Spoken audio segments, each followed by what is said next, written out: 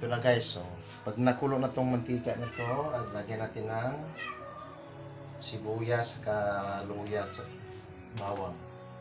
At gigisahin itong papaya to siya guys. Mga karels, papaya. Gagawin kong papaya pancit with sardines. Tapos pagka iprito ko na to, saka ko nalagyan ng sardinas. Ulam na guys, sa mga mahirap na gaya namin. Ito guys, tingnan mo, pag nakulo na yan, ilagay kong sibuyas. Tapos, luya. Ito na, oh. Kulo na ba to? Okay, kulo na. Ito na, oh, sibuyas guys. Tapos, lagyan natin ng luya. Papawin natin bawang kasi masusunog.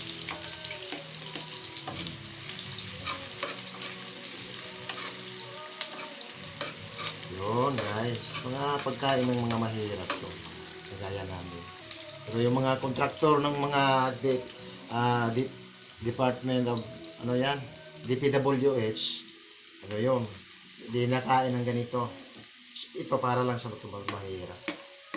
Ayan. Okay guys, ito na. At tapos nito, pagka medyo mag-brownish na, ilagay natin ang kinayod ko na papaya. Ang dami, oh. Pansit to, pansit. Tapos bago ko lagyan ng sardinas, unahin ko muna to. Igisa ko muna itong papaya.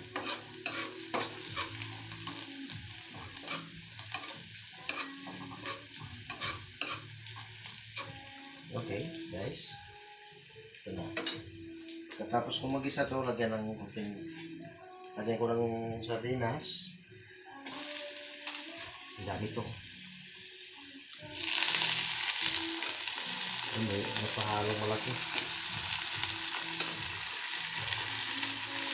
Mga pagkain ng mahirap to guys. Ang dami.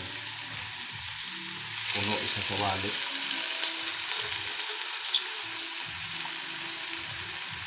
Wala. Ito lang ang kaya ng mga mahirap. Hindi naman ako kontraktor. Na-kontraktor pa ko ng DPWH. Mangyayari ito na mas marami. Magandang kuhan. Ano bang nito? Ito yung matulis. Asan yung matulis?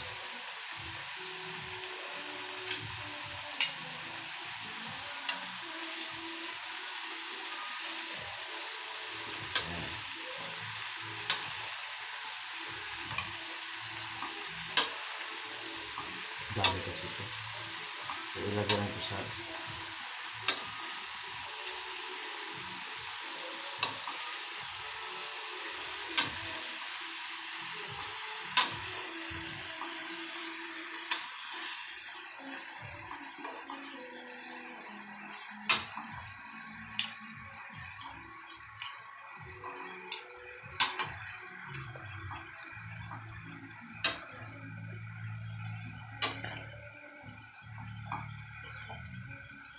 kusang magtubig ito.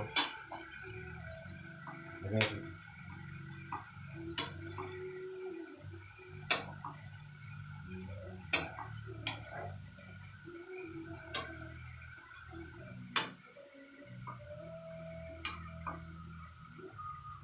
Dami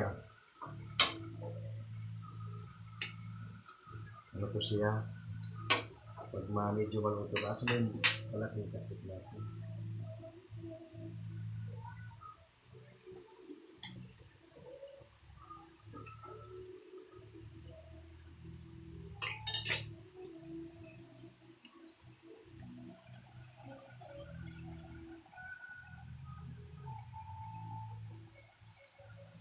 Ito ba yung kapit niya?